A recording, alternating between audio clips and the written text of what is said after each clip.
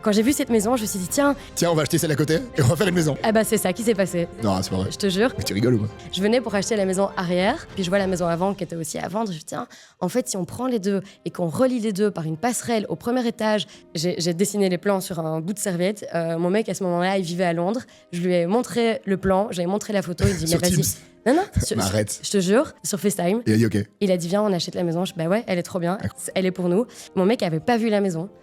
J'ai fait des événements à plusieurs millions d'euros où on a recréé des forêts. On a fait un mariage pour un particulier où on a recréé dans un haras un espèce de marché indien. Dans ce haras, on a couvert le ciel avec un dôme où il y avait Ouais, c'était un truc de malade. Et puis au bout de cette forêt, on a recréé une boîte de nuit de Maboule. On a dû faire pour Kanye West, on a dû faire son arène pour sa Sunday Service. Et il faisait une espèce de messe tous les dimanches, gospel. Et on a dû dessiner ce qu'il appelait une arène, parce que c'était un espace circulaire pour accueillir ses Sunday Service, tout en terre, dans son terrain à Calabasas. Ça, c'était fou. Coucou ma biche, le podcast qui dynamite les conventions et nous catapulte dans l'univers totalement fou de ceux qui ont osé rêver en grand avec une énergie contagieuse. On va parler performance, growth mindset, business, lifestyle dans des discussions intenses, 100% naturelles. Coucou ma biche est bien plus qu'un podcast. C'est le moment de fiesta entre amis autour du mic où l'on explore toutes les facettes de la réussite et de la performance avec une bonne dose de folie. Préparez-vous à être électrisé par des histoires palpitantes. Let's go! Coucou ma biche avec Zazie. Let's go. Zazie, coucou ma biche. Coucou. Ça va, tu vas bien? Ouais, super. La forme? La forme. Bon, c'est parti là. On est parti pour une petite heure ensemble. Aujourd'hui, on va parler personnalité, on va parler âme, on va parler design, on va parler intérieur, extérieur peut-être en fait. C'est ça que je sais même pas si tu fais ça aussi.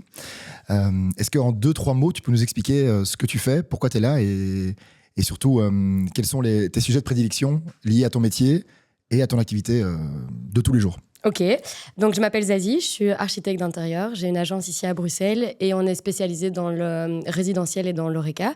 Et je suis ici pour parler d'archi, de design, de comment on va intégrer le design dans nos vies, comment les clients vont vivre ce design et comment moi je peux aider les clients à vivre dans leur maison. Ok, on dit quoi? On dit une agence? On dit un cabinet? On dit quoi? Alors tu peux dire un studio, tu peux dire un cabinet, tu peux dire une agence. Si t'es un peu cool, tu dis une boutique agence.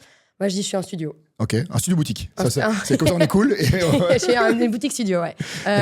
Studio plutôt, ouais. C'est quoi la différence entre un cabinet d'architecture, un studio de créa? Je crois qu'en fait, c'est plutôt que dans le monde de l'archi, tu parles plutôt d'un cabinet d'archi ou d'une agence. Okay. Et le studio, ça s'applique plutôt, j'ai l'impression, au design, au graphic design. Et donc, moi, je m'apparente un peu plus au design qu'à l'architecture. C'est pour ça que je dis plutôt studio. Je trouve qu'il y a un côté plus créa, plus cool à dire studio. Moi, ce que j'aime bien dans cette émission, dans ce podcast, c'est d'avoir du concret. Mm-hmm. Donc, autant le dire directement. J'avais répertorié différents exemples de projets que tu avais faits, qui sont plus ou moins connus à Bruxelles quand même, dont un qu'on a inauguré. Alors, j'ai rien à faire là-dedans, donc je me mets dans le 11. Si, t'étais là. J'ai vu, t'as mangé des frites, je t'ai vu. C'était Boomvol, donc c'est la brasserie-restauration d'amis. Tu as fait également Bisous, tu as fait Crème, tu as fait Volta Super Club, tu as fait des hôtels, tu as fait des résidences. Explique-nous un peu concrètement ce que tu as fait, tes créations, tes œuvres, ta vie. Ma vie? Ouais, ok. Allez, let's go, on a pris 10 heures. Alors, je suis née en... en fait, moi, j'ai commencé dans l'archi résidentielle et puis très vite, j'ai bougé dans l'événementiel parce que j'avais envie d'un truc qui bougeait un petit peu plus. C'est quoi archi résidentiel? Donc, c'est-à-dire que maison. J'ai ma maison, je t'appelle pour faire la cuisine, le salon, la maison, les rideaux, c'est quoi? Alors, les rideaux, si, je peux aller jusque-là, mais de base, donc moi, j'ai appris dans une agence qui faisait vraiment... Non, un cabinet, pour le coup, c'était un cabinet d'archi, où on faisait vraiment des maisons haut de gamme, ultra luxe. Et donc, moi, je viens de ce monde-là, en fait, des maisons ultra léchées en termes de design, en termes de finition, etc. Et du coup, des projets comme ça prend 2 ans et demi. Et j'avais envie d'avoir des projets qui étaient un peu plus rapides. Et donc, je suis partie dans l'événementiel. Pour une maison, tu prends 2 ans et demi. Ouais. Donc, par exemple, j'ai une maison qui est haut de gamme. Donc, c'est quoi, de 300 mètres carrés, 400 mètres carrés, 500 mètres carrés? Ouais, ça va plutôt être un budget au mètre carré. C'est pour ça qu'on va parler de haut de gamme. Donc, c'est 10 mètres carrés, mais c'est très cher.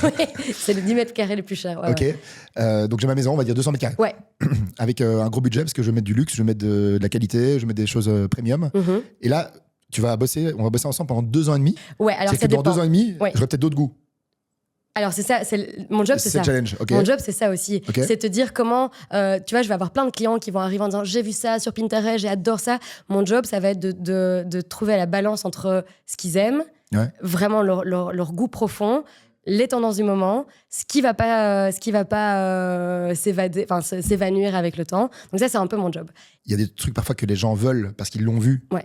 Et il y a peut-être un côté un peu impulsif pour dire ok, j'ai vu ça, etc. Et toi tu vas leur dire écoute, c'est top mon gars, mais dans ce contexte-là, ça se met pas. D'ailleurs, c'est pas à la mode. D'ailleurs, ce produit-là ou ce matériau-là ne va pas avec ça. Ouais. Ça, Ça fait partie vraiment, c'est un de mes plus gros challenges. D'accord. Honnêtement, c'est ça.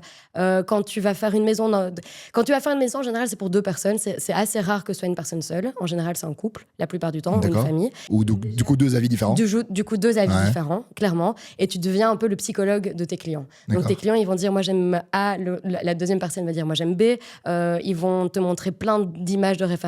Et moi, mon job, ça va être de trouver le dénominateur commun entre deux, quelque chose qui va être contextuel à la maison. Donc, tu vas pas faire une hacienda en pleine ville. Tu vas pas. Donc, essayer de trouver le lien entre ce que eux ils aiment, le contexte de la maison, la réalité économique, et puis trouver la balance entre ce qui est intemporel, ce qui est un peu plus à la mode, ce qui va être cool et différent, mais qui sera toujours cool et différent dans 5 ans. Okay. Donc là, j'ai un job d'équilibriste un peu réalité économique, c'est budget. Ouais. Ok. Ouais. Ça fait plus ou moins 10 ans que tu fais ça, je pense. Hein, ouais, un peu plus. Une dizaine d'années.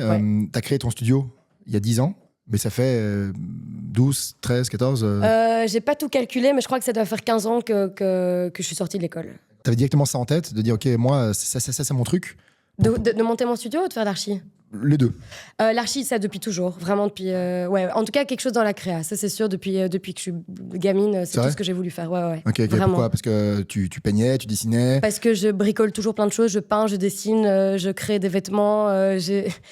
Ma famille se fout toujours de moi, mais j'avais créé mon premier défilé quand j'avais 14 ans, j'avais réuni des fonds, non, pas 14, 16, pardon. J'avais réuni des fonds pour le faire, pour trouver les tissus. Génial. Ouais, j'ai toujours été ultra créative, en tout cas voulu faire des choses plus ou moins professionnelles. Et donc j'ai toujours voulu faire ça. Ça a toujours été mon rêve. Donc j'ai étudié l'archi, puis je suis passée dans ce bureau d'archi qui était génial, mais qui était extrêmement haut de gamme. Et donc je voulais peut-être essayer de voir quelque chose de plus rapide, peut-être un peu plus créatif aussi, parce qu'il n'y a rien à faire quand tu es aussi dans l'école du luxe. Tu veux une certaine intemporalité aussi, plus que dans le moins luxe, on va dire. Et donc, je suis partie faire la scénographie, ça, c'était trop bien. Je faisais tout ce qui était décor de défilé, c'était génial. Je me suis trop amusée, c'était génial. Là, j'ai vécu des trucs assez incroyables. Et puis, j'ai fait une société de fleurs aussi, ça, c'était assez marrant. Ok, je savais pas. Alors, celui-là, je l'avais pas. Celui-là, j'en parle pas trop, mais c'est aussi un kiff que j'avais. C'est quoi, décoration florale? Ouais. D'accord. Ouais. C'était trop bien, je faisais ça aussi. Et donc, petit à petit, en fait, j'étais sur plein de projets différents. Et puis après, j'ai commencé à faire mes petits projets d'archi d'intérieur. Et puis de plus en plus. Et puis, j'ai arrêté toutes mes autres activités et je me suis focalisée là-dessus. Et ça, c'était il y a un petit 10 ans. Ouais. Ok. Écoute, moi, je voulais t'inviter parce que, alors déjà, on se connaît depuis longtemps. T'as pas changé. T'as toujours la même bouille, toujours la même tête. Il n'y a pas une seule ride. C'était toujours la même si tu savais. de Zazie. Ouais, il y a peut-être un peu de travail derrière, mais certainement. T'es solaire, t'es toujours enjoué, t'es passionné. Et en fait, on avait discuté de ta thématique, de ton travail, de ta vie, de toute l'âme qui est autour. Et moi, je trouve ça passionnant. C'est très dans l'air du temps, justement, de refaire des choses, soit avec une certaine économie circulaire, en reprenant, en réutilisant, en repensant. Il y a pas mal de mouvements, j'ai l'impression, sur Bruxelles, sur la Belgique, pour justement trouver des nouveaux concepts et aller s'enrichir d'autres types de concepts. Donc, ça reste un sujet très riche pour moi. Et j'ai adoré la vibe sur laquelle tu en parlais. Donc, c'est exactement pour ça que je voulais que tu sois là. Et la première chose que tu m'as dit, Brice, enfin, la première chose, dans ces choses-là qui m'ont marqué, qui m'ont encore trotté, tu m'as dit, d'ailleurs, je me parlais à des potes, je dis, mais les gars, moi, elle me propose ça, je suis ultra chaud, mais je comprends que des gens ne veulent pas. Tu vois de quoi je parle? Tu dis, moi, il y a des projets que je gagne, on signe avec le client, et le premier truc que je leur dis, je dis, les gars, moi, je vais venir dormir chez vous. C'est quelque chose sur lequel j'ai besoin de m'ancrer, d'absorber la lumière du jour le matin, la lumière du jour le soir, etc. C'est très différent. J'ai besoin de dormir chez vous. Et je dis, mais en fait, magnifique, Alors, chez nous, je n'ai pas dit avec nous. Mais je pourrais, pourquoi pas, ça, c'est encore plus inclusif. C'est un nouveau service que je propose. Donc, c'est quoi ta marque? C'est quoi ta patte? C'est quoi ta marque de fabrique? Ça en fait partie? Ça en fait partie. Et je crois que de manière plus globale, ça veut dire que j'ai une approche ultra contextuelle.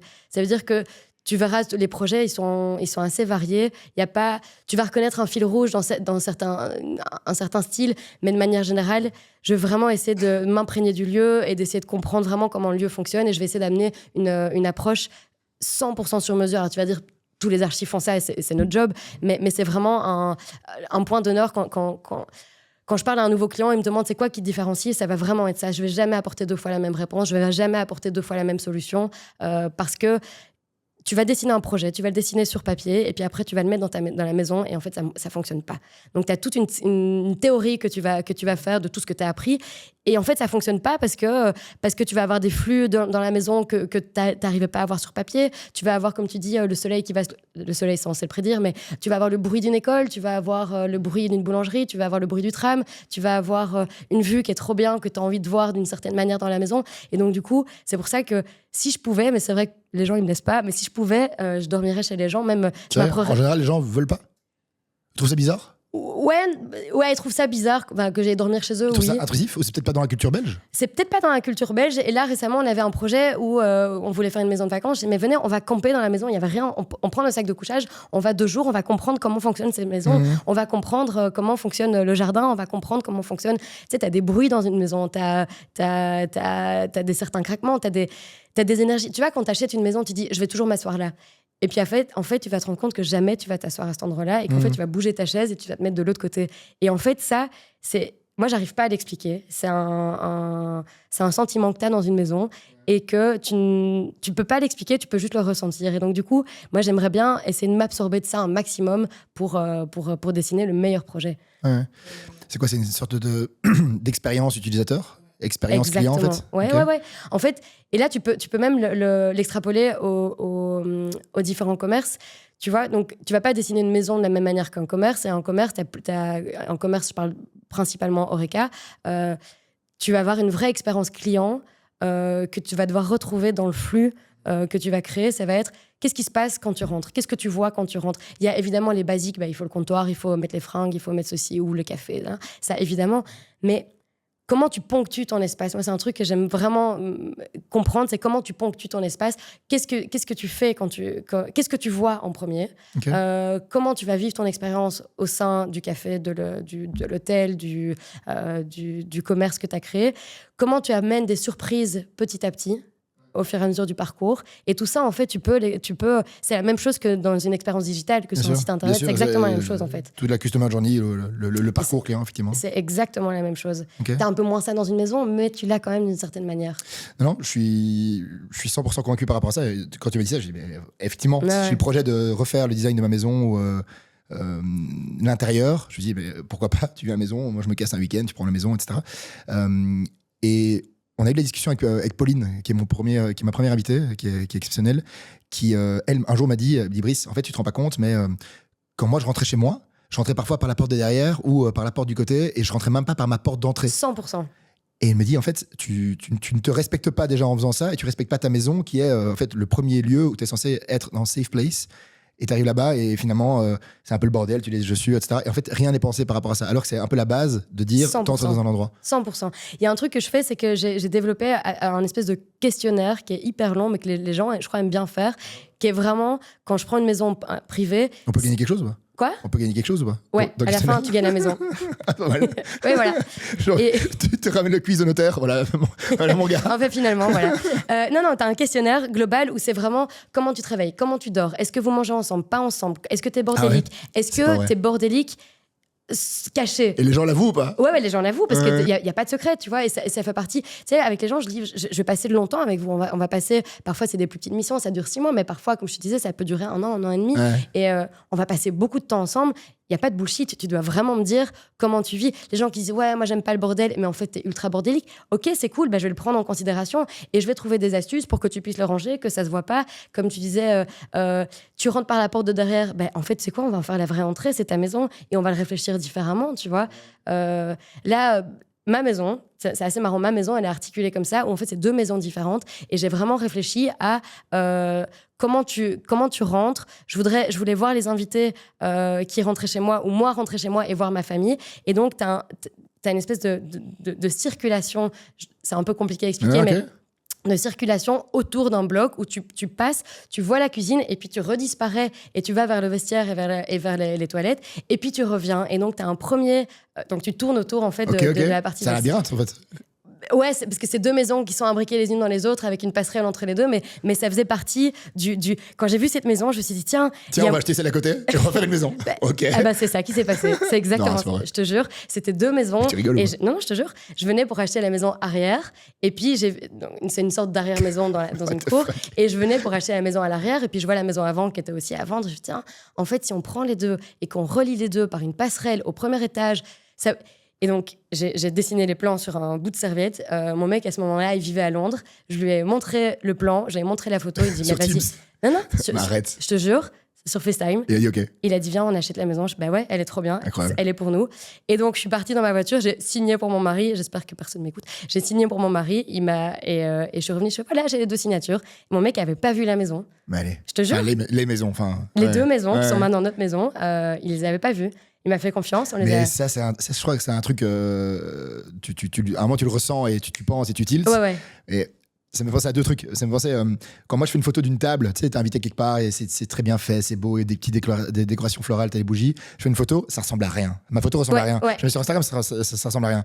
Puis t'as la personne à côté qui a un œil créatif, fait la même photo et c'est juste incroyable. C'est une autre perspective. Ma belle-sœur, elle est, je crois qu'elle est Ouais, tu m'en avais parlé. archi intérieur, cré intérieur, enfin voilà, j'ai toujours un peu de mal par rapport à ça. Décoratrice d'intérieur, et elle avait acheté une maison à Lannes. Et moi, mon frère me dit ouais, donc on a une maison avec une piscine à l'intérieur. Je dis ok, mec, c'est incroyable, c'est magnifique.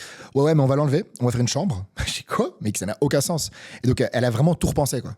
Mais je crois que c'est vraiment un truc Ouais. de votre ADN, de votre métier. Ouais. Mais c'est te dire que tu peux reshuffle tout ce que tu vois, en fait. C'est te dire que rien. De nouveau, il y a des réalités économiques. Et des contraintes hautes. Et des contraintes hautes. Et puis parfois, ça n'a pas de sens de casser quelque chose qui est existant. Mais parfois, ça marche vraiment pas. Et te dire, en fait, ça fonctionne pas, cette circulation, ça fonctionne pas. Et en fait, c'est la base d'un bon projet, je trouve. C'est. Tu vois, tu as plusieurs étapes. La première, c'est vraiment le floor plan, c'est vraiment la circulation de ta maison. Ouais. Et ça, pour moi, c'est la base. Et une fois que tu as ça, tout le reste, c'est de l'agrément. Enfin, c'est pas de l'agrément, mais c'est en bonus et c'est des couches de bonus. Mais la base, c'est ton floor plan et c'est ton layout. Et si ça marche pas, ta maison, elle fonctionnera pas. Ok.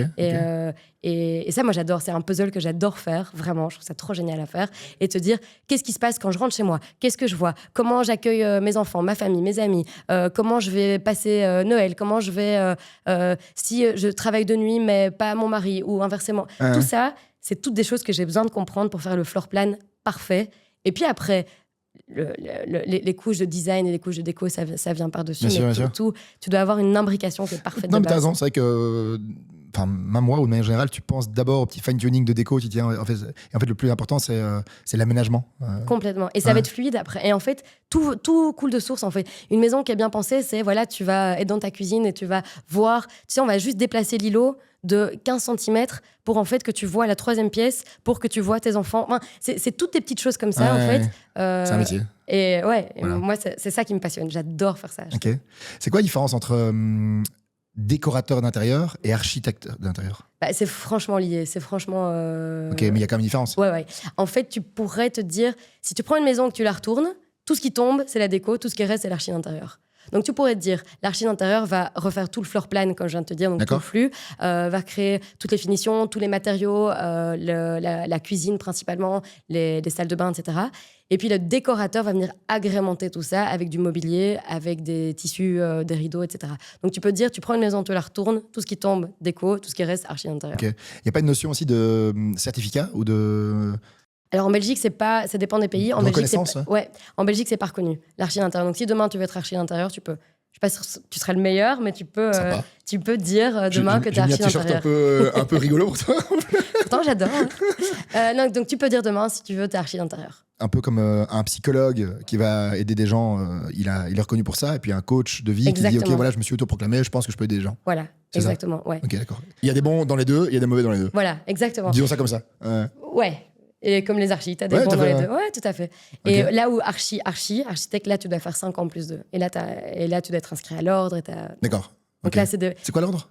C'est quoi? L'ordre des architectes, c'est comme l'ordre des médecins. Ouais, ok, d'accord. Donc pour pratiquer, tu dois être inscrit à l'ordre des architectes. D'accord. Et donc tu payes une licence. Tu payes une licence, ouais. exactement. Et pour être inscrit, tu dois faire 2 ans de stage. Donc, c'est 5 ans d'études et 2 ans de stage. Dans un cabinet? Ouais. D'accord, c'est ça? Ouais. Ok. Et toi, donc, ça, c'est les vrais architectes. Et toi, t'as pas fait ça? Moi, je suis une fausse architecte. Ouais. Ok, mais t'es quand même la meilleure, donc c'est bon. C'est quoi les projets qui t'ont marqué, les projets les plus fous, comme ça, qui pop-up? Ouais. Et tu dis, ok, ça a pu lancer des idées, lancer ma carrière, lancer une tendance que j'ai. T'as quoi en tête quand on dit ça? Alors, c'est marrant parce que ça va pas être dans l'archi, ça va être dans l'événementiel. En fait, dans l'événementiel, donc quand j'ai fait un petit détour par là, là, j'ai fait des projets mais de malade. C'était trop bien. Pas toute seule, mais au sein de... Tu es dans la créativité, dans la conception, dans tout. Dans la créativité, parfois la démesure, qui est d'ailleurs une raison pour laquelle j'ai arrêté de faire ça. Mais j'ai fait des événements à plusieurs millions d'euros où on a recréé des forêts, on a recréé... Ouais, ça, c'était malade. On a fait un mariage. T'étais à Dubaï ou... Ah bah, pas loin, mais on a fait un mariage pour un particulier où on a recréé dans un hara un espèce de marché indien. Magnifique, c'était incroyable. On a recréé pour un autre particulier, dans aussi un hara, beaucoup dans les haras, une espèce de forêt. Hara, rien à voir avec le perroquet, hein? On est d'accord. Il y a un perroquet qui s'appelle le hara? Bien sûr. Ah non, pour moi, un hara comme des chevaux. Ok, d'accord. Ça s'écrit H-A... Un ranch. Un ranch, comme on dit chez nos amis. Là, on a recréé une espèce de forêt dans ce hara. On a couvert le ciel avec un dôme où il y avait Ouais, c'était un truc de malade. Et puis, au bout de cette forêt, on a recréé une boîte de nuit de Maboule. Ça, c'était fou, c'était génial. C'est éphémère, c'est 2 jours. Quoi. Éphémère, ouais. Et donc, une des raisons pour laquelle j'ai arrêté ça, parce qu'il y a une réalité aussi environnementale qui est pas ouf, mais c'était génial. Donc là, tu as vraiment repoussé les frontières de la créativité où tu dis, on peut tout faire, on peut faire tout ce qu'on veut, et il n'y a jamais de problème, il n'y a que des solutions. Et donc ça, je l'ai vraiment implémenté dans mon job, surtout au niveau Horeca. Dans le résidentiel, un peu moins, mais au niveau Horeca, où tu as des contraintes, où tu es là, on doit ouvrir un resto, notamment Boomvol, en 3 mois. Et tu dois réfléchir différemment, en fait, se dire comment est-ce qu'on va y arriver, et tu vas réfléchir à d'autres... Ça va pas être un entrepreneur classique, tu vas réfléchir différemment à comment tu vas apporter des solutions. Et donc, vraiment, cette notion de prod que j'ai eue dans l'événementiel, j'arrive à l'amener dans mon métier aujourd'hui. Et l'aspect scénographie, l'aspect... Tadam, l'aspect qu'est-ce que tu vois quand tu rentres, comment tu fais un effet waouh, ça vient vraiment de l'événementiel. Ouais. Et donc j'ai fait des projets fous comme ça, c'était fou, c'était génial. Et tu t'inspires de créateurs connus, on parlait de Stark. Ouais. Il y a Jadot à Bruxelles qui est assez connu, qui a fait le mix entre autres, qui a fait encore plein de trucs. Tu t'inspires de bureaux, de cabinets, de tendances connues? Complètement. Complètement. Et c'est difficile aussi, je trouve, tu sais, quand t'es... On parlait tout à l'heure des clients qui viennent te montrer sur Pinterest, j'ai vu ça.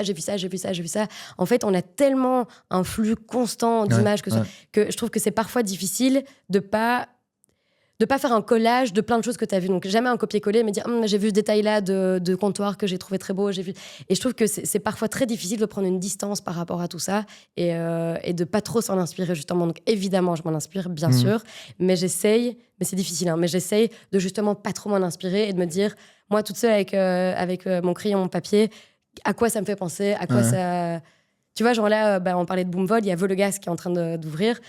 Mes inspi, elles viennent... J'ai trouvé un livre dans la rue sur la gastronomie des années 70. Dans la rue? Ouais. Dans les bibliothèques de rue, comme ça? Ouais, enfin, genre quelqu'un qui donnait ça. Okay. Et tu vois des vieilles nappes et des vieilles tables et en fait, là-dedans, il y a de la vraie inspi à aller chercher et de se dire comment je vais actualiser tout ça. Et je trouve ça beaucoup plus riche, en fait, d'aller vers ça que de s'inspirer de... Mais c'est difficile, hein, franchement. Et c'est même un peu pompeux de dire ça. Non, je regarde pas les autres et je m'inspire. Parce qu'évidemment que je m'inspire de designers. Là, je disais, justement, pour des studios parisiens qui sont, on va dire, minimalistes dans leur volume. On parle de 10, 15, 20 mètres carrés. Il y avait un cabinet d'archi qui s'inspirait des designs de yachts. Ouais. Complètement. Pour justement minimaliser et pouvoir faire rentrer des petites choses dans des petits espaces. Est-ce que toi, il y a des choses que tu prends de l'extérieur, donc qui n'ont rien à voir avec ça, ici on y a un yacht, entre guillemets, ou de tendances extérieures pour justement les imbriquer, les impliquer dans tes projets? Ouais, justement, ça un yacht, c'est un très bon exemple. Là, on fait des studios meublés pour une société qui s'appelle Residence, où on fait des studios où tu as tout dans 18 mètres carrés. Et t'as tout, vraiment t'as tout. Et donc c'est inspiré des yachts. Donc salle de bain, cuisine, dressing, chambre, dressing, ouais, t'as tout. Ok. T'as tout. Et alors, c'est hyper optimisé. Et c'est pas, t'as pas une chambre de 20 mètres carrés dans un 18 mètres carrés, ça marchera pas. Mais du coup, tu réfléchis vraiment en 3D, tu réfléchis à des rangements sous le lit, tu réfléchis à des choses qui s'ouvrent. Et c'est vrai que là, ça a inspiré un peu des bateaux et de ce genre de design. Donc ça, ouais, clairement. Ouais. Sinon, ouais, ça va être plutôt... des décors peut-être des décors de théâtre. Ça, j'aime bien aussi, de voir comment les décors de théâtre sont agencés, d'avoir plusieurs plans. Tu vois, dans un décor de théâtre, au final, t'as 3 ou 4 plans qui se chevauchent les uns sur les autres. Et je trouve que c'est assez cool de voir comment, avec plusieurs couches, tu peux créer un décor et créer un effet de perspective. Et ça, c'est un truc que j'aime bien peut-être parfois appliquer dans un Oreca, de se dire, OK, qu'est-ce que tu vois avant-plan, deuxième plan, troisième plan. Donc ça c'est peut-être un truc... Et puis le textile. Moi, la mode, c'est un truc que j'adore. Et voir un peu justement comment prendre les codes du design et du textile dans l'archi, c'est quelque chose que j'aime bien aussi regarder. Ok. Si on prend un curseur de 0 à 100, on va dire 100 000 euros, c'est plus facile. Je crois que c'est déjà un gros budget, mais on va dire 100 000 euros pour du résidentiel. Combien va où ? Par exemple, tu parlais du textile. Est-ce qu'on met 10% sur du textile ? Est-ce qu'on met X% sur les meubles ? On met X% sur les murs ? On met X% sur le light ? C'est quoi la bonne balance ? En fait, ça va être compliqué parce que tu as une partie de frais fixes qui va être inhérent à tous les projets. Et donc, au plus ton... Mais donc, le ratio va changer, en fait. Prenons une base de frais fixes, alors. Mais donc, en fait, ce qu'il y a, c'est que maintenant, tu dois isoler. Tu dois être performant énergétique, etc. Donc, ça dépend dans quel état tu es. Si tu me dis que tu as un truc qui est casco, qui est nickel, qui est déjà isolé, qui est déjà chauffé, OK. Prenons cette assumption. OK, parfait. Alors, du coup, tu vas avoir, on va dire, 30% pour tout ce qui est parachèvement. Donc, ça veut dire choix des matériaux, choix des peintures, choix des sols, etc. D'accord. Tu vas avoir un gros budget. Et c'est là où il va y avoir la qualité de ton projet à la menuiserie sur mesure. Et c'est là où, pour moi, ton projet, il est réussi ou pas. C'est dans la menuiserie sur mesure. Tu vas avoir 30, 35, 40%. Pourquoi ? Parce que la finesse, la précision... Ça vient de là. Tous les détails, finalement, là-dessus, ouais. ça joue... ça se joue à ça. C'est ça l'impact. Ouais. Tu vois, quand on parlait d'un tout petit espace, tu fais 15 mètres carrés, en fait, c'est possible qu'avec la menuiserie sur mesure. Okay. Tu vois, tu dis menuiserie parce que c'est que du bois que tu utilises ? Non, ça peut être de la ferronnerie, ça va être du sur-mesure. On va dire du vrai sur-mesure, du tailor-made pour le truc. Et souvent, c'est du bois. Après, tu vas avoir de la ferronnerie un petit peu, tu vas avoir des textiles. Tu vois. Donc, menuiserie, dans ma tête, ce n'est pas que du bois. C'est vraiment la conception 100% sur mesure. Et qu'est-ce qui fait que c'est si cher ? Parce que là, de nouveau, on parle au niveau local. On va directement penser qu'on peut aller dans d'autres pays pour aller chercher le bois moins cher, la main-d'œuvre moins chère, l'expertise moins chère. Ouais.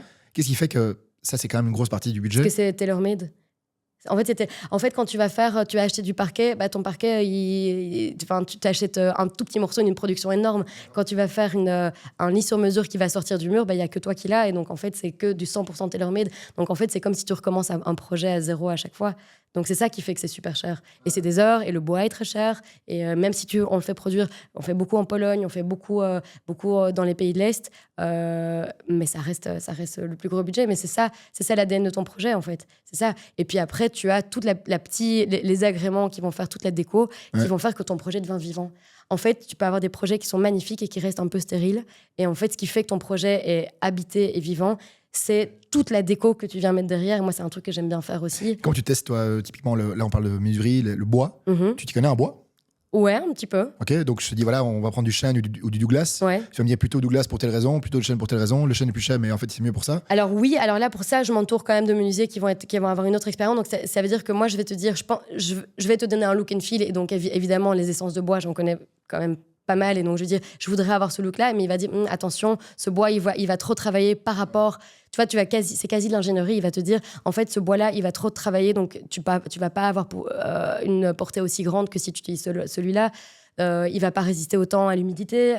Donc là, ouais, clairement, tu as une expertise en menuisier qui doit... Pré-aménagement, aménagement 30%, menuiserie 30%. Allez, ouais, 30-40, on est à 70. Ouais. Ok, il reste quoi ? Déco. Déco, ok. Déco, et c'est ça qui fait que ton projet... Dans déco, c'est quoi ? Ça va de quoi à quoi ? L'éclairage. L'éclairage et le light, c'est deux choses différentes. Donc, tu as l'éclairage, la lumière, et puis les appareils d'éclairage qui vont... D'accord. Parce que aussi, là, le luminaire, tu peux trouver des lampes à 20 balles, tu peux trouver des lampes à 20 balles. Complètement. Okay. Complètement. Ça, c'est un peu un mystère pour moi, toujours.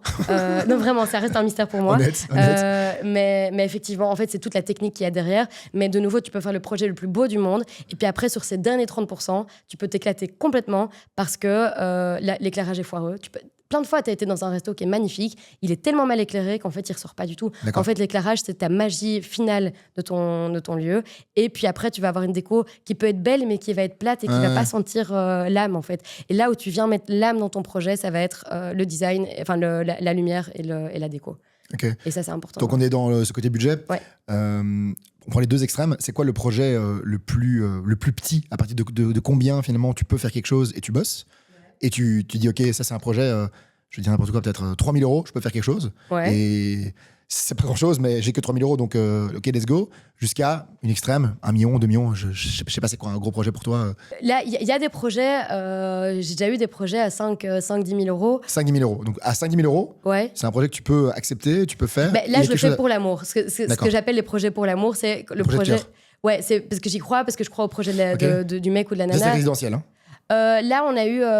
non, là, c'était plutôt commercial et je croyais au projet de la nana et je me dis, en fait, cette nana, je l'adore, j'ai envie de l'aider et limite, je prends limite pas d'honoraire parce que je vais déjà lui griller ses cartes. Okay. Et, t'es break-even ouais, voilà. à coup, t'es à coup. Voilà. Okay. Et donc ça, c'est vraiment des projets pour l'amour parce que clairement, je gagne pas ma vie. Et ça va être, tu vas devoir faire un élément, waouh, plutôt que en fait, le truc pour ça, c'est de te dire, je fais un truc basique et je vais faire une table, waouh. Et c'est ça qui va être... tu vois, genre, là, notamment, c'était une créatrice de bijoux, Oriane de Munter, qui fait des bijoux scellés trop chouettes. Okay. Et le projet est plus ou moins fini et pas les fini. bijoux que tu gardes à vie, là. Oui, exactement. Et donc là, elle avait un budget pas extensif. J'étais là, en fait, il y a juste un moment à créer. On va juste faire une magnifique table. Et on a dessiné sur mesure. Et finalement, ça s'est pas fait pour d'autres raisons. Mais je dis, on va dessiner une table qui va être incroyable. Et on va juste mettre des rideaux tout autour. Et les rideaux, on va très bien les choisir, qui vont feutrer ton espace. Et cette table, elle va être magnifique. Et on va mettre une belle lampe. Et ce sera parfait. Et ça sert à rien. Et le reste, je dis, tu sais quoi, on va faire du Ikea. Et ça sera très bien. Et personne va regarder. Et on va juste se focaliser là-dessus. Et c'est ça qui est important. Donc, t'étais, déjà, c'est un projet de cœur, t'étais axé solution. Ouais. Et tu t'es dit, OK, celui-là, on va le faire pour un petit budget. C'est quoi l'extrême? C'est quoi le budget le plus excentrique? Alors, ça dépend. Excentrique, ça dépend. Dans mon agence, nous, on est encore relativement jeunes. Ouais. Donc, pour une résidence, prenons une résidence. Les plus gros projets résidentiels que j'ai fait à titre de mon agence, c'était 700 000 €. 700 000. Donc, vous avez pris une maison, une grosse maison. Ouais. Génial. Ouais. Et tu fais quoi là? Là, tu fais tout. Et là, les gens te donnent carte blanche ou alors c'est justement les plus piqués? J'ai eu les deux cas. Ouais, il y en a qui sont là. T'as des gens qui disent OK, vas-y, carte blanche. Mais ça dépend en fait. Quand je reviens dans 6 mois. Voilà, ouais. Quand t'as ces budgets-là, c'est une de plus pour eux. Ils sont là, tu sais quoi, je t'ai choisi, je te fais confiance, vas-y. Et là, c'est trop bien, c'est vraiment chouette. Ou t'en as d'autres, ils disent voilà, là, c'est l'économie d'une vie et on va être là à chaque moment et à chaque minute. Okay. Donc, là, tu disais justement, je reviens à ce qu'on disait tout à l'heure, t'as deux avis parce que t'es un couple en général. T'as deux avis. T'as déjà eu des situations, des anecdotes où l'un dit blanc, l'autre dit noir. Tout le temps. Et finalement, toi, tu sais qu'un a raison et tu veux pas contredire l'autre. Déjà, t'es psy du couple. Ouais, donc okay. vraiment, tu vas essayer. Et si un des deux a un trop bon avis et l'autre t'estime à un avis un peu moins, tu vas pas lui dire t'as une idée de merde, ça va pas le faire. Mais c'est de la merde, bro. C'est nul. T'essaies un peu de le dire. Alors, non, ce qui m'arrive très souvent, c'est qu'à deux, ils me parlent quelque chose et puis derrière, un des deux me rappelle en disant bon, on a dit ça, mais en vrai, je veux vraiment ça. Et t'es là, ok, comment je vais naviguer avec ça? Comment je vais faire Et donc tu montres les deux options et t'essaies de trouver en fait le meilleur des deux et d'arriver avec une solution tierce. Bientôt prochain rendez-vous. Là, il va attendre. C'est quoi la demande la plus folle que t'aies déjà eue? C'était plutôt dans l'événementiel. Ouais, dans l'événementiel, on a dû faire, je te dis, des forêts enfermées. On a dû faire, ça c'est une anecdote assez fun. On a dû faire pour Kanye West, on a dû faire son arène pour sa Sunday Service. Donc je sais pas, tu vois, il fait des Sunday Service. Il en faisait, je crois qu'il le fait plus. Et là, c'était dans l'événementiel. Okay. Et il faisait une espèce de messe tous les dimanches, gospel. Et on a dû dessiner ce qu'il appelait une arène, parce que c'était un espace circulaire pour accueillir ses Sunday Service, tout en terre, dans son terrain à Calabasas. Ça, c'était fou. Et évidemment que c'est des projets lunaires qui explosent en plein vol après 3 minutes, bien sûr. Et puis qui durent 1 heure. Ouais. Donc ça, c'était assez fun. Non, dans des maisons, ça va être... Je sais pas, on t'a pas dit, je veux des toilettes en or, je veux des miroirs au plafond. Ouais, ça j'ai déjà eu, mais en général, c'est moi qui les amène en disant tiens, est-ce qu'on ferait pas une pièce toute en miroir Chez Boumol, t'as mis des... Moi, j'ai kiffé, parce que je sais que c'était toi. T'as mis des quatas au mur. Ouais. Franchement, si moi je fais ça à la maison, ça ressemble juste à rien du tout. Et là, c'était ouf. C'était la place, l'endroit, Ouais, l'idée. mais on a fait ce mur en fonction de ça aussi. En fait, c'est quand Max il m'a montré sa carte. Dans sa carte, il y avait un dessert qui était ultra régressif que j'adorais. C'était, il fait une brioche perdue avec des crottants au chocolat comme quand on était petit, et trop bon avec du beurre salé, trop bon. Je dis, mais ça c'est tout ce qu'on aime, c'est tout ce qu'on a envie de voir. Et donc j'avais un peu ce côté. Tu veux le truc familial du matin, le petit déj. Voilà, et je me dis j'ai envie de donner sa place à la crotte en chocolat. Mais non, mais c'est marrant parce que t'aurais pu mettre un cadre avec une grosse photo d'un Quata. Et toi, tu t'es dit non, je vais mettre des boîtes de Quata. Je vais mettre des boîtes de Quata. Parce que, en fait, là, c'est servi à table avec la boîte de Quata à table que tu sers. Et je me suis dit, on va faire ça. Et donc, du coup, on a acheté 200 kilos de Quata et on les a mis. Comme on a acheté 200 kilos de bonbons aussi. Tu vois, je sais pas si tu as vu, il y a un distributeur à bonbons. Mais Quata, c'est décalé du coup. Ouais. Ça fait décaler Quata. Ouais. Non, tu l'as pas? Non, je l'ai pas. Décaler Quata. Non, tu l'as pas? Non, je l'ai pas. Vas-y, fais un peu. Comme ça. Non, je vais la mettre. Hein. J'avais écouté Sarah Lavoine, que tu connais certainement, qui s'appelait plus Sarah Lavoine d'ailleurs. C'est Maison Sarah Lavoine maintenant. C'est Maison Lavoine. Alors elle a gardé le label parce qu'elle voulait pas changer de nom, vu que c'était l'ex-femme de Marc Lavoine. Pierre Absat. Bah oui, Marc Lavoine. Sérieux? Ouais, c'est pour ça qu'elle s'appelle comme ça. Ouais. Parce qu'elle s'appelle Pietchowski. Ouais. Je savais pas du tout. Voilà, bon, c'est pas important finalement, mais ça s'appelle donc Sarah Lavoine, et elle disait qu'elle avait créé son bleu. Comme il y a le bleu Klein, il y a le bleu maintenant Sarah Lavoine. Est-ce que toi, t'as labellisé, t'as créé, t'as fait reconnaître, t'as un brevet sur quelque chose ou alors, non. Ou quelque chose que t'as créé, tu dis, ça en fait j'aurais pu le breveter parce qu'il y a que moi qui l'ai fait. Oui. Il y a dans mon parcours, il y a un moment, j'ai fait un petit détour dans un bureau de design qui s'appelle Front Design, qui est un bureau suédois. Je bossais chez elle quand j'étais à Londres. Ils sont tous suédois. Bah oui, la base. Logique. Et Ikea, puis ils ont des spin-offs. et donc, j'ai bossé dans ce bureau à Londres et j'ai dessiné quelques objets qui sont sortis, qui sont... mais bon, du coup... Mais ils sont ils sont signés Front Design, mais c'est moi qui étais en charge de ces projets-là à ce moment-là. Front Zazie Design. Ouais. Mais puis de toute façon, c'est toujours une collaboration, tu peux jamais dire... Et donc, il y a un petit cheval à bascule, donc je suis assez fière, qui est assez cool.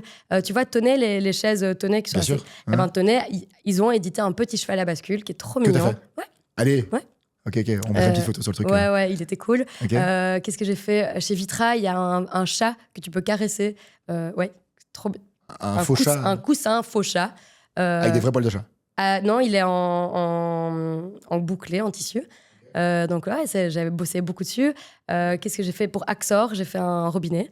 Ok. Donc il y a des objets qui existent dans la nature. Ce qui expliquait justement que pour créer ta couleur. Ta couleur? What the fuck? Toute ta couleur? Ta couleur, c'était pas... je t'interdis de rigoler, Vriem. C'est pas compliqué finalement. En fait, il faut mettre des teintes, etc. Puis il faut reconnaître la couleur. Il y a déjà tous des panels, c'est des Pantone ça... Pantone, c'est plutôt dans le graphisme en couleur murale. On va parler de NCS ou de RAL, mais ouais. Ok. Et que finalement, c'est pas difficile, c'est pas facile, mais tu peux imaginer ou réimaginer une couleur parce que t'as un grain unique ou. Ouais, complètement. Ok. Après, du coup. La seule chose, c'est, tu vois, je te disais au début que moi, j'essayais d'être hyper contextuelle et j'y réfléchissais, tu vois. On se posait la question de qu'est-ce que je ferais quand je serais grande. Ouais. Et quand je serais grande, j'étais en train de me dire, tiens, est-ce que je ferais du mobilier parce que c'est un peu un parcours classique. Et puis je me dis, en fait, non, parce que tu as envie de le faire à chaque fois tailor-made pour chaque projet, tu vois. Donc, je me dis à quel moment ça fit avec l'idée de faire quelque chose de contextuel. Donc, si tu dis, j'ai fait ma couleur, j'ai fait mon truc, comment tu fais pour... pas la réplique. Enfin, j'aime bien l'idée de tailor-made pour un projet. Par contre, dans ça, c'est pas quelque chose que tu brevettes, mais j'adore l'idée que les espaces qu'on dessine sont utilisés par d'autres gens. J'adore l'idée que tu vas aller manger chez Boomvol avec ta mère, avec ta copine et que tu vas passer un bon moment là-dedans. Ça, j'adore. C'est vraiment... Toi, t'es dans l'expérience. Mais c'est ce que je kiffe le plus, tu vois. C'est de te dire, j'étais chez Bisou, j'ai pris un café, c'était chouette, il y a le comptoir qui est en boule à facettes. Je dis, c'est mon kiff, tu vois. Mais est-ce que les gens se rendent compte de ça? Tu vois, est-ce que les gens ils vont chez Bisou, t'as ce comptoir en boule à facettes, est-ce que les gens se disent, putain, c'est quand même incroyable, ils ont fait un comptoir en boule à facettes, ils ont dû imaginer comme ça, ou les gens, ils y vont, ils prennent leur café et ils se cassent? Je crois que c'est un peu des deux. Et là où, si mon job est réussi, c'est si les gens le voient pas, mais se sentent bien. Ok, Si ok. les gens, alors là, mon job est réussi. D'accord. Si les gens, ils rentrent, ils disent « Ah, c'était bien, c'était cool. Ah, t'as vu, il y avait ça. » Mais que c'était pas forcément le truc... c'est pas égocentrique d'archi en disant « Ah, regardez mon beau comptoir comme il est beau. » C'est si, ils s'intègrent totalement et que les gens, ils ont la banane quand ils ressortent de là. Ils se sont dit « Ah, c'était génial, j'ai passé un bon moment. » Et d'ailleurs, j'ai vu, il y avait une table qui était trop cool. Ok, ça vient en deuxième poste. Mais si les gens, ils se sentent bien, moi, ma mission, elle a réussi. C'est mon kiff absolu. C'est pour ça que je fais ça. C'est trop bien. Ok. T'as le look d'une Suédoise. Ouais. Il y a évidemment, quand on pense à ça, on pense à Ikea. C'est quoi ton avis par rapport à Ikea? Tu dis, ok, c'est des génies. C'est des génies, Ikea. Ok. C'est des Tu sais génies. que là, je te vois, on pourrait dire Zazie Mackey, Head of Design, Creative Design Ikea. Mais tu sais que c'était mon rêve pendant toute une période, c'était dans ma bucket list de un jour quand je serai grande, je travaillerai chez Ikea. C'est marrant parce que c'est, entre guillemets, cheap, parce que c'est low cost. Ouais. Mais c'est brillant. Mais tout le monde dit que c'est brillant. Ah, c'est brillant. Okay. C'est brillant, c'est du génie. Vas-y. Moi, je trouve que c'est du génie. Ça fait du design accessible à tous. Après, tu vois, tu peux le lier un peu à la fast fashion pour la mode. Après, il y a tout le pan écologique. Voilà, ça, on peut en parler après. Mais en termes de design, je trouve qu'apporter du design abordable à tous, c'est génial, tu vois. On peut le faire... on peut parler peut-être de Zara Home qui fait ça aussi de manière plus, tu vois, viennent de faire une collab avec Van Duysen que je trouve vraiment magnifique, où là tu vas vraiment avoir du design ultra qualitatif qui va rentrer chez les gens. Ça, je trouve ça hyper chouette. Mais Ikea, c'est vraiment des génies. Déjà dans la manière dont c'est pensé, la manière dont tu peux l'assembler, la manière dont c'est versatile aussi. Tu peux le twister de plein de manières différentes. Et en fait, c'est un très bon basique que tu vas pouvoir... Moi, j'utilise plein de fois Ikea. Bah ouais, tout le temps. C'est un super basique que tu vas pouvoir twister à ta manière et insuffler de ta personnalité. Et c'est trop génial. Par contre, justement, quand j'étais chez Front, on a dessiné une lampe pour Ikea. C'est un enfer sur Terre. C'est un enfer de dessiner pour Ikea. Parce que tu dois répondre à toutes les législations de tous les pays. En fait, vu que tu vois, ton produit, il va être dans tous les pays, il doit répondre aux normes. Donc tu reçois un protocole hyper précis. Ouais. Oui. Qui te contraint ou te restreint, en fait. Qui te contraint totalement. Mais après, au bout d'un moment, ton design, il t'appartient plus. Il retourne chez Ikea et ça va chez les designers de Ikea. Alors, moi, je te parle de peut-être que c'est pas pour tous les produits comme ça, mais quand ils font des collabs avec des designers, tu fais... D'ailleurs, la lampe que Front dessinait, elle était géniale. C'était une lampe qui était avec des perles. Donc, si tu veux, c'est tout un... Comme, imagine un collier de perles. C'est un lampadaire, le pied est un collier de perles, si tu veux, donc c'est toutes des perles empilées. Et l'idée qui était géniale, c'est quand tu l'éteins, la lampe, elle tombe. Mais évidemment que c'est jamais passé. Tu tues des enfants, tu tues des chats, ça marche pas, tu vois. Ça fonctionne pas. Mais l'idée était hyper poétique et trop fun. Et donc, du coup, il y a eu 2 versions de cette lampe. Il y a la lampe qui est passée chez Ikea. Tu tues des enfants et des chats. Mais c'est pas ouf quand même. Ikea, tueur de chats. Non, c'est pas dingue. Et donc, du coup, ils ont édité 2 lampes. Donc, t'as la version qui est partie chez Ikea où t'as le manche qui est en perles que tu peux un peu chipoter, un peu former. Et puis, tu as la version qui est partie chez un éditeur plus privé où la lampe, quand elle s'éteint, tue des chats. Elle tombe. Et tue des chats. Elle tue des chats. Ouais. Après, si Ikea vient chez toi, je crois qu'il n'y a personne qui dit non. Si Ikea te propose une collab, un partenariat, je pense que personne dit non. Non, c'est le rêve. C'est le Graal. Franchement, je crois que pour un designer, c'est le Graal. C'est vrai? Ouais. Plus que Stark ou que... Mais Stark, c'est aussi un designer, donc tu pourrais avoir Stark chez Ikea. Ok. Donc Ikea, là... Je rephrase. T'as Ikea qui te propose une collab et t'as Stark qui te propose une collab. Tu vas chez qui? Ikea. C'est vrai? Direct. C'est vrai? Ouais. Ok. Ouais, direct. Okay. Non, c'est cool. C'est chouette de rentrer dans les foyers des gens. Ils sont injouables. Pour moi, ils sont injouables. Et au niveau business, et au niveau créa, et au niveau écosystème, t'as littéralement des gens qui font 20 minutes de route pour aller prendre leur hot dog puis repartir. Est-ce que c'est les meilleurs hot dogs du monde? Non. Est-ce que... Là, t'es dur. Attention à ce que je dis. C'est pas les meilleurs du monde. C'est pas... Jamais. J'y vais. ça reste du Rennes. Oui, bien sûr. Bien sûr. De nouveau, c'est rapport qualité-prix, c'est facile, c'est quick and dirty, mais t'as quand même l'expérience. Tu te dis, tiens, parce que quand tu vas chez Ikea, tu achètes un plaid et une bougie, c'est obligatoire. Tu sors avec ta bougie et des serviettes, d'office. Tu sors avec des caisses et des caisses. Merde, j'ai oublié le plaid. J'ai oublié mon Igubluk. Tu refais tout le labyrinthe. Ouais, non, c'est clair. Non, mais Ikea, pour moi, c'est love brand. Je les adore. Après, je les utilise de moins en moins parce qu'on grandit et donc du coup on a des projets plus haut de gamme et donc c'est vrai que Ikea, quand tu dis Ikea dans une maison de gamme, les clients ils sont là et ils partent ok. Mais donc ouais. Sur ça, j'ai un petit jeu pour toi. Vas-y. Une petite animation. Le designer en 3 mots. Alors t'en prends 4 ou 5, c'est très bien. Donc je vais te donner une situation, un lieu, un type de personne, peu importe, et en mots-clés, tu dois imaginer, tu l'as créé ici en live, cette situation avec des adjectifs, des concepts, des ambiances, d'accord? Un café où les gens ne veulent jamais partir. Bah, tu mets des lits partout. Quand tu prends ton café, tu as juste envie de te chiller. Donc, si tu veux jamais partir, tu mets des lits, vraiment, des vrais lits. Et tu peux te poser et tu peux tout faire de ton café. Tout. Tu peux manger, tu peux bosser, tu peux dormir. Et tu penses qu'il y a une place là-dessus, Non. sur ce marché? Ok. Donc c'est génial, mais c'est pas business oriented. Ok. Ah oui, ok, bah si en plus il y a ça, il faut que ce soit rentable. Ouais. Ah merde, faut que ce soit rentable ce truc. Ah, merde. Ça, c'est des modèles qui existent à fond. C'est un café où tu peux bosser toute la journée. Ouais, Mais, ok. La chambre d'un ado passionné de voyage. Facile. Tu fais tous les murs en aquarium. Je m'attendais pas du tout à ça, quoi. C'est pour ça. Pourquoi? Parce que je suis en train de faire ça avec ma fille pour l'instant. Je me marre trop avec ma fille qui veut devenir... Attends. Comment ça, un aquarium? Tu vas mettre de l'eau? Enfin, Non, alors... Ma fille, je sais pas, elle aime bien ce monde-là, elle a envie de le faire, et donc je suis en train de lui apprendre SketchUp. La mer, les poissons. L'archi. Elle adore l'archi. D'accord. ok. Et donc, je suis en train de lui apprendre SketchUp, donc, qui est le modèle de base avec lequel on modélise les 3D de manière très facile. Et donc, je suis en train de lui apprendre ça. À quel âge? Elle a 8 ans. Ok. Et donc, mon mec lui apprend le codage, moi je lui apprends ça. Et donc, je lui ai dit, viens, on va dessiner ta maison de rêve. Et au début, elle fait, non, je vais faire une maison avec une porte. Je dis, non. On oublie la maison avec 2 petites portes, etc. Vraiment, en rêve. Qu'est-ce que tu pourrais imaginer? Et donc, on est en train de faire toute une maison où les murs sont en aquarium. Et on est en train de, et on fait des cascades qui descendent, etc. Et on se marre parce qu'il n'y a pas de frontières, parce que c'est SketchUp, parce que c'est ma fille, parce qu'elle a 8 ans, on fait ce qu'on veut. Et donc, un ado passionné de voyage, je ferais une manière de faire des murs dans lesquels tu peux créer des aquariums et créer des espèces d'évasion dans les murs. J'aime bien.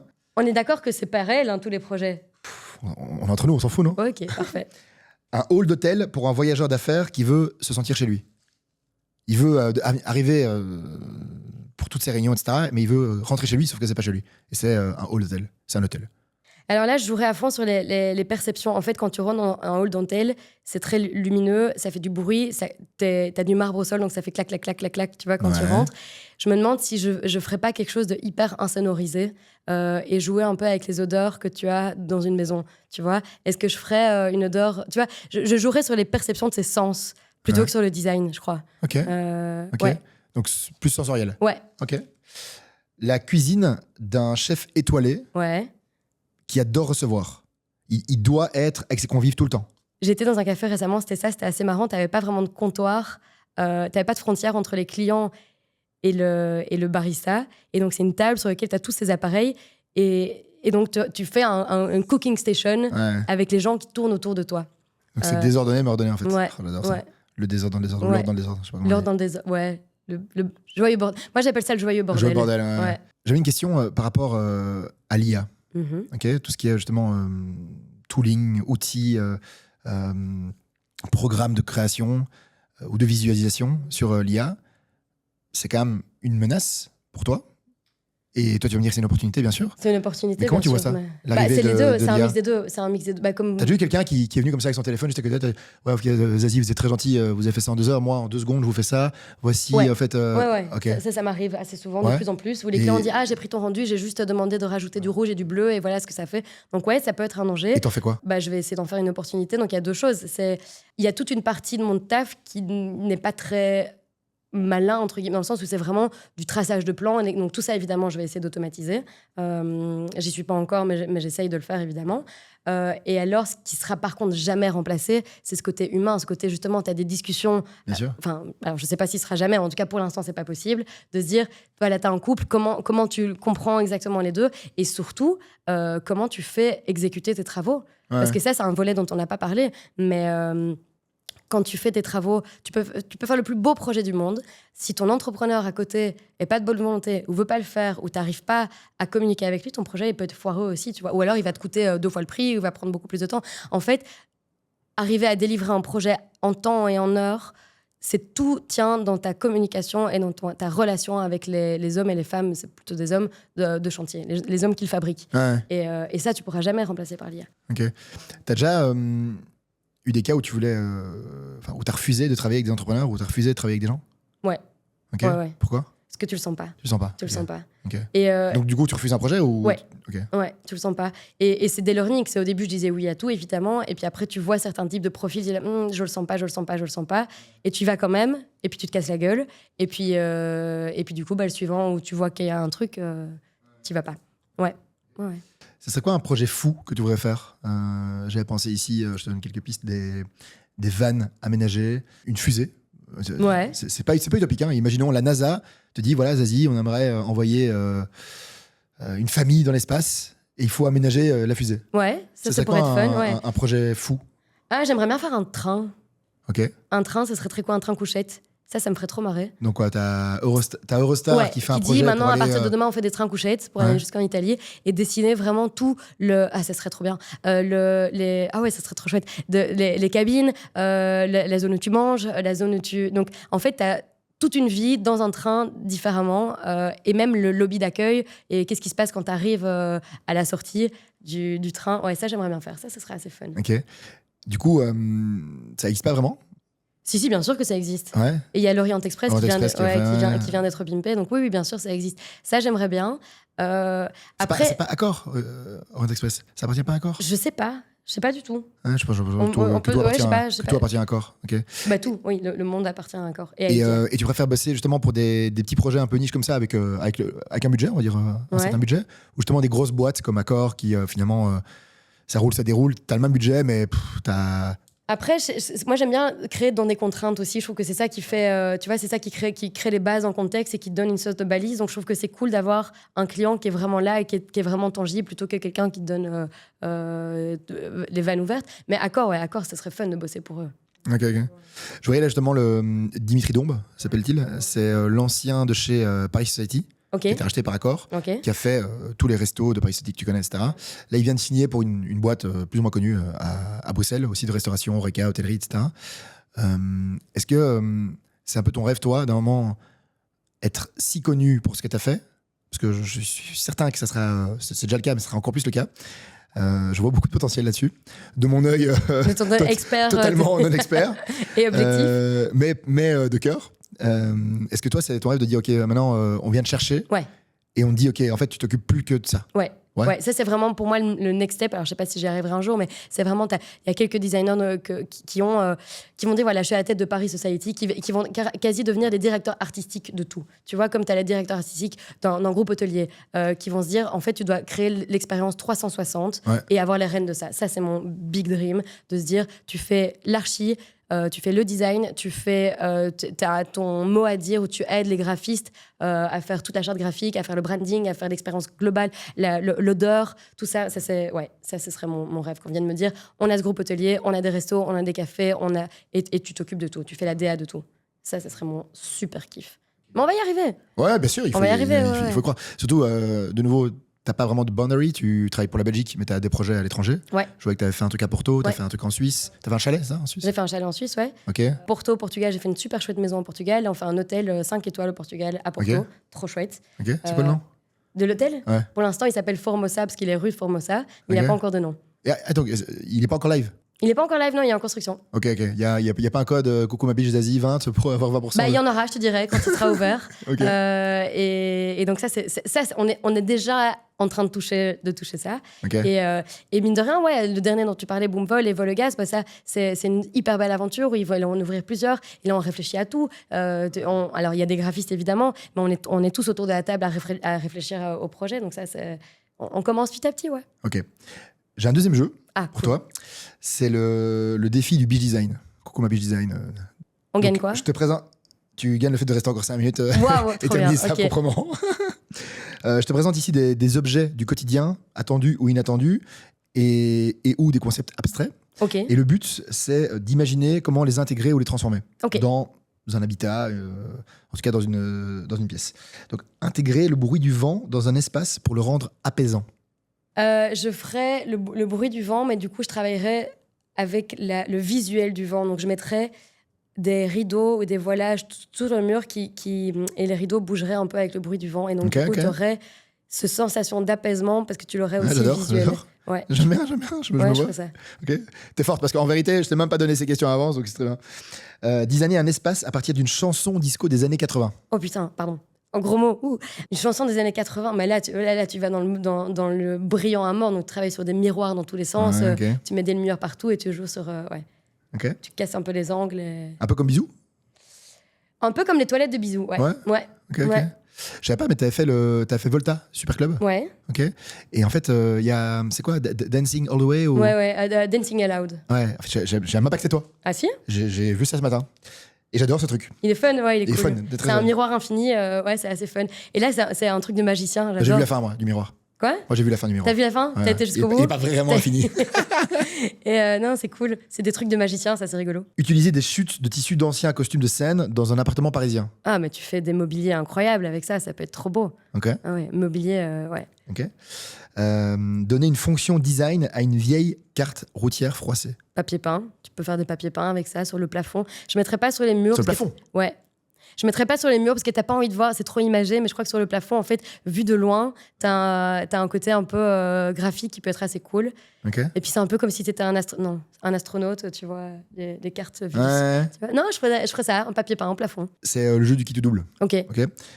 Choisir un des deux et tu peux évidemment étayer ta réponse si t'as envie.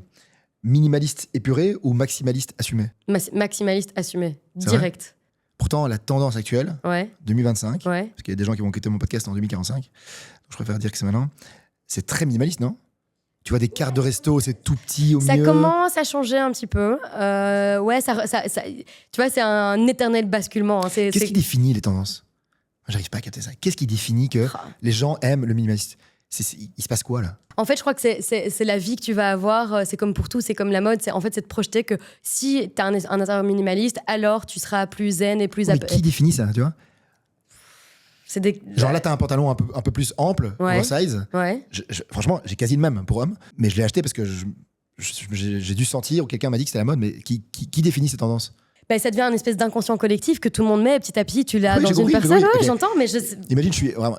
Alors, t'as des... Je suis hyper cartésien, moi. Ouais. Moi, j'ai besoin que tu m'expliques qui imagine ça. Ah. Je sais pas, parce que je crois que tu vas avoir un précurseur, un mec qui a une vision, et qui va être relayé sur les réseaux, et puis petit à petit, c'est comme ça que ça va venir. Mais ça a toujours été comme ça. Tu peux même, tu vois, qu'est-ce qui a défini le baroque, et puis après, qu'est-ce qui a défini le classique. Et en fait, Ouais. depuis toujours, tu peux voir que tu as une espèce de balance entre toujours le minimalisme et le maximalisme depuis toujours, en fait. Je te parlais du baroque, et puis après, tu as eu le classique. Et donc, ouais, Ok. c'est une espèce de Parce que là, balance. justement, les références de resto qu'on pourrait, ou de salle de gym, de fitness, etc., c'est très minimaliste. Ouais. C'est très bétonné, lisse, d'une couleur. C'est très beige. On est dans un monde très beige pour l'instant. Ok. Et je trouve que c'est hyper difficile aussi, justement, de sortir de ça, où tu as un client qui va dire, voilà, hier j'ai une cliente qui m'a dit, voilà, je fais un cabinet de chirurgie esthétique, et qui me montre des trucs beiges. Oui, je comprends, et je comprends trop que c'est ça qu'il faut faire. Ouais. Mais je me dis, mais comment est-ce qu'on amène une autre réponse, et comment on va pas froisser les gens qui vont dire, ouais, mais c'est quoi ce... Je vais pas aller dans ce cabinet qui est rouge fluo, et donc Bien sûr. c'est comment t'amènes une autre réponse, mais C'est quoi très beige pour l'instant. la couleur de l'année? Parce qu'il y a chaque fois une couleur de l'année. Alors c'est mocha mousse, c'est un espèce de brun... Je m'attendais pas du ça. Ouais, c'est la couleur de l'année. Mocha mousse. Ouais, mousse mocha, mocha mousse. Et de nouveau, qui définit ça? C'est là, je crois que c'est Pantone qui D'accord, définit la ok, couleur de ok, l'année. ok. Ouais. Et l'année passée, c'était pas Lila? C'était pas... Alors il y a eu Lila, Ouais. et puis avant, je crois que c'était. J'adore Lila. Le lilas, moi je trouve ça trop beau. J'adore Lila. J'adore. Ouais, en plus, T'as un peu des couleurs En controversées plus, c'est comme beau ça. pour un Rolex, donc c'est quand même Non, moi j'adore le lilas, je trouve ça trop beau. Le jaune, ma passion préférée dans la vie. Ouais, t'adores le jaune, c'est vrai. J'adore T'adores le jaune. Mais bon, toi, tu peux mettre du jaune. T'es Mais solaire. c'est solaire. En Ouais. fait, le mot qui te vient quand tu vois du jaune, c'est le soleil. Ouais, c'est vrai. C'est trop beau. Et ça va avec tout. Jaune, rose, mauve, j'adore. C'est avec tout, parce que t'es mignonne, parce que t'es solaire. Après, moi, je mets du jaune. Je sais pas si vraiment ça me va. Non, mais je te parle pas que dans la mode, mais dans le design, tu mets du bois partout, tu mets du jaune, c'est magnifique. Ton bois, il est ressorti. Enfin, c'est Ok. trop beau. Je crois que j'ai pas tellement de jaune à la maison. Bah non. Je devrais acheter du jaune. Ouais, Je vais acheter du jaune. vas-y. Tu seras content. T'auras la banane, tu penseras à moi. Bois ou métal? Bois. Pourquoi? Beaucoup plus versatile, beaucoup plus de manières de bois différents. Enfin, le métal aussi, tu vas me dire, mais le bois, Ouais. le bois. Ok. Lumière tamisée ou lumière zénitale? Tamisée, on a appris un évidemment. mot. Zénitale. Zénital. Ouais. Tamisée, ouais. Bah, en fait, c'est un mix des deux. Un éclairage réussi, c'est les deux. Ok. C'est plusieurs points de lumière. Ok. C'est un mix Ok, des ok. deux. Design scandinave ou méditerranéen? Tu viens de dire pour rappel que Ikea c'était le GOAT. Hein. Donc, Ouais, mais moi, je me sens plus ouais. En fait, tu sais, la manière dont je définis mon bureau, c'est minimal with a twist. ok. Et donc, en fait, c'est vraiment ça. C'est scandinave avec du méditerranéen dedans. Ça va être une base épurée dans laquelle tu vas jeter des tomates pourries dans tous les... non, des tomates pas pourries, des tomates brillantes et éclatantes partout. Ok. C'est ça mon... Bon, on me souffle la lauréate, là qu'on est quasi à la fin. J'ai quand même encore 2-3 petites questions. c'est quoi finalement les skills? Imaginons quelqu'un te regarde, t'écoute, et c'est exactement le but de cette émission, c'est que les gens soient passionnés, imprégnés et évidemment des bouffées de chaleur pour se dire ok, je vais me lancer. C'est quoi les skills à avoir pour se lancer dans le métier? Être créatif. Okay, d'office. Donc moi par exemple, si je me dis là, je veux me lancer, je dois absolument être créatif. Ouais, ou alors tu te lances différemment. Tu peux dire... parce que tu as deux pôles. Tu as toute la partie créative et puis tu as une partie résolution de problèmes, solution oriented. D'accord. Et ça, tu peux l'être très fort et tu peux être à fond là-dedans et trouver des solutions. Donc tu peux alors t'associer avec C'est quelqu'un plutôt qui la consultance et puis finalement tu as quelqu'un qui crée derrière. Voilà, donc tu peux avoir D'accord. quelqu'un qui est plutôt créatif et tu trouves cette personne-là et là, tu peux te lancer. Et il y a un point ultra important, c'est la rigueur. En fait, quand les gens postulent dans mon bureau, c'est limite le premier truc que je regarde. C'est pas que je m'en fous de leur book, mais c'est pas du tout. Mais c'est... Je préfère avoir quelqu'un qui est balèze en dessin de plan, en Excel, même si après tous ces outils vont être remplacés par l'IA, mais d'avoir la rigueur de mener ça à bien. Parce que tu peux être créatif et quand même foireux, ton projet, il va pas avoir une le méthode jour. en fait, une méthodologie. Être ultra rigoureux et méthodologique. Ça, c'est vraiment la clé. Okay. Tu conseilles quoi à des gens qui ont des budgets limités, des petits budgets, des gens qui disent ok, en fait, j'ai envie de bosser avec elle ou j'ai envie de me lancer là-dedans. Qu'est-ce que tu conseilles? De se focaliser sur un truc. Okay. De faire un truc waouh plutôt que tout un peu fade. Tu mets tout sur un élément. Okay. Sens opposé, si je veux faire le gros américain dans ma maison, mais que je dois bouger un truc, ce serait quoi? Me focaliser sur un truc, ce serait quoi? Ah, tu fais une cuisine de rêve. Cuisine? Ouais, la cuisine, c'est le cœur de la maison. Ok, c'est quoi les trucs les plus fous que tu as mis dans les cuisines? Ah, ce que j'adore faire, mais ça arrive pas souvent, c'est mettre des feux dans les cuisines. Un vrai foyer, une vraie cheminée dans une cuisine. Mais pour cuisiner. Pas à basse, vraiment pour cuisiner au feu de bois. Ah ok, ça c'est très américain. Ouais. Jamais. Ça, j'essaie à chaque fois avec l'ensemble, et puis ça passe à la trappe. Faut aller au States. Ouais. La différence entre toi et le niveau au-dessus, le niveau que tu voudrais atteindre, ce serait quoi? Plus d'expérience. Ouais, vraiment plus d'expérience, parce que je me rends compte qu'on a déjà fait plein de chouettes trucs, mais il y a encore tellement à faire. Donc le niveau au-dessus, c'est donc plus d'expérience, plus de temps accordé à la recherche de détails. Les détails, c'est ça la clé. Et donc, le niveau au-dessus, ça va être ça. Plus de détails, plus d'expérience. Et, donc, imaginons, ça serait d'avoir un pôle dans ton entreprise, un centre de recherche limite. Du R&D, innovation. Ouais, complètement. Okay. Ouais, complètement. Le problème, c'est que les budgets, en général, ne permettent pas. Parce tu dois scaler, quoi. Non, mais justement, même en scalant, en fait, en fait, tu prends un pourcentage sur le montant des travaux et en fait, c'est très vite bouffé. En fait, on se rend pas compte. Ça gagne pas très bien archi, honnêtement. Donc, c'est un mythe de dire que en fait, tu donnes des idées et puis après, toi, tu pars en vacances et t'es blindé aux as et en fait, je rêve de ça, mais pas du tout. Non, c'est pas un métier qui gagne très bien. Après, c'est vraiment un métier passion. Et donc, quand je serai grande, ce sera ça. C'est plus de détails. Plus de détails, plus de recherche. Et donc, du coup, je crois que pour grandir et pour scaler, c'est... parce que là, on est 5, on va dire. 3 fixes et 2 volants. Et ce serait d'avoir un pôle qui est beaucoup plus admin et beaucoup plus suivi de chantier pour pouvoir se refocaliser là-dessus, pour pouvoir grandir et aller au step d'après. C'est marrant parce que je lisais justement un truc. Il y a le meilleur cocktail bar du monde. Il est à Barcelone. Et ils ont un staff de 35 personnes. Et il y a 3 personnes dédiées au R&D.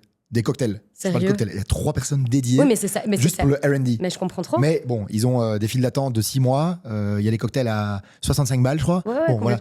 Mais c'est ça le diable est dans les détails. C'est vraiment ça, quoi. Tu vois, c'est un beau projet. C'est les derniers petits... ta finition, ta charnière d'ouverture, le bruit que la porte fait quand elle ferme. C'est ça un beau projet. Et ça c'est... Dernière question, et puis malheureusement on va devoir se quitter. C'est fun, mais on pourra se réécouter, se revoir. Ouais, ok. Qu'est-ce que tu voudrais laisser comme trace, soit pour la suite? Tu parlais de ta fille justement qui est censée là-dedans, ou quelqu'un qui va reprendre ta boîte, ou à un moment tu vas dire ok en fait j'arrête et je vais faire autre chose. Qu'est-ce que tu voudrais laisser comme trace? C'est un peu bizarre ce que je veux dire, mais c'est un sentiment. C'est juste de se dire on est bien tous les jours dans notre maison et c'est grâce à cette personne-là qu'on a réussi à être bien tous les jours. Ça c'est la Zazie Touch. Ouais, c'est d'être bien. Vraiment, c'est... on s'en fout du design. Enfin, c'est pas qu'on s'en fout du design. Et donc, si ta fille se met là-dedans, pour ta fille, parce que tu l'as cité, ce serait le conseil que tu dirais, c'est faire en sorte que les gens se sentent bien. Exactement. Mais les gens au cœur de ton... C'est pas un égocentrique architecte, tu vois. C'est pas n'essaye pas de faire des gestes, n'essaye pas de... Fais en sorte que les gens soient bien. Et là, tu auras réussi ton taf. Et que chaque moment, à chaque réunion de chantier, soit un kiff. Tu vas et t'arrives avec des nouvelles idées. Et c'est un chouette moment. Et les gens passent... Tu vois, c'est des conversations comme ça. Et les gens ont kiffé leur... tous les jours, tu dors dans ta maison. C'est le truc le plus important. Tous les jours, tu es dedans. On s'en fout que ton plan de travail soit en marbre de Calacata ou d'Arabesque. On s'en fout. Il faut juste que tu aies bien cuisiné et que tu te sentes bien et que tu fasses des nulls avec toute ta famille et que ce soit le top. Si les gens ils sont bien chez eux, moi, c'est ça que je veux laisser comme trace. Et c'est ça que j'expliquerai à ma fille. Tu prends cette agence, s'il te plaît, n'oublie pas tes clients et les clients qui vont manger dans les endroits que tu as fait. C'est ça qui est important. Comment tu vas te sentir. C'est le plus important. Le reste... Trop bien. Zazie, merci beaucoup. Merci. Je pourrais rester encore ici 1 heure, 2 heures, 3 heures. Ouais, c'est hyper rigolo. Plein de questions. Ok, on reste. On annule l'autre. Mais viens, on va parler du reste. C'est pas trop éloigné. On va parler d'art. Ok, trop bien. C'est pas trop éloigné. Si tu veux rester, tu peux. Bah oui, je vais écouter avec plaisir. Mais non, donc, merci beaucoup pour ton temps, pour ton énergie, pour ton sourire, pour les conseils. Parce que finalement, je pense que si tu lis, t'écoutes, il y a quand même pas mal de petits conseils. Ça reste un problème de luxe ou un projet de luxe, finalement, de se dire que on va y penser, on va mettre une partie du budget là-dessus. Mais comme tu dis, en fait, tu passes tellement de temps chez toi. C'est pas du luxe. Tellement de temps, finalement, à voir, à sentir. Et j'aime beaucoup ta métaphore sur, en fait, moi, j'étais à la maison, il y avait un truc, je me suis dit, je vais d'office m'asseoir là et lire un livre. Alors, je lis pas, vraiment. Non, mais j'ai pas un tempérament lecteur, on va dire. Je me suis jamais mis là. Et j'ai lu des bouquins, mais pas du tout là. Pas du tout là. Et en fait, c'était contre-intuitif de penser ça, et ça s'est pas mis comme ça. Et en fait, t'as raison, chaque chose doit être pensée. Et il faut, en tout cas, quelqu'un peut-être avec un recul critique pour se mettre à ta place, parce que toi, moi, j'arrive chez moi, nez dans le guidon, et je fais exactement comme Pauline m'expliquait. J'arrive pas du tout par ma porte d'entrée. Tu passes par derrière. J'arrive comme un Américain par derrière. Je balance des trucs. Finalement, je reste là 2 minutes. Je fais pas trop attention. Ouais, mais alors, faisons un moment chouette, tu vois, de dire, je vais rentrer par là et faisons un moment chouette. Mais il y aura que, et c'est ça va être une combi de ce que toi, tu vas me raconter et de ce que moi, je vais pouvoir t'apporter comme réponse. Et donc, en fait, c'est un combo des deux, et on a besoin l'un de l'autre pour faire un chouette projet. Écoute, le week-end prochain, moi, je suis pas à la maison, donc viens dormir chez moi et tu me feras de vie. Ok, parfait, nickel. Quand tu reviendras, tu vas de là, mais pourquoi mon entrée est comme ça? Mais ouais. Pourquoi il n'y a plus de porte? Et tu vas dire, mais ça marche méga bien, en fait. C'est si pratique. Ce vent sur les rideaux, c'est trop beau. Mais... On a tout mis.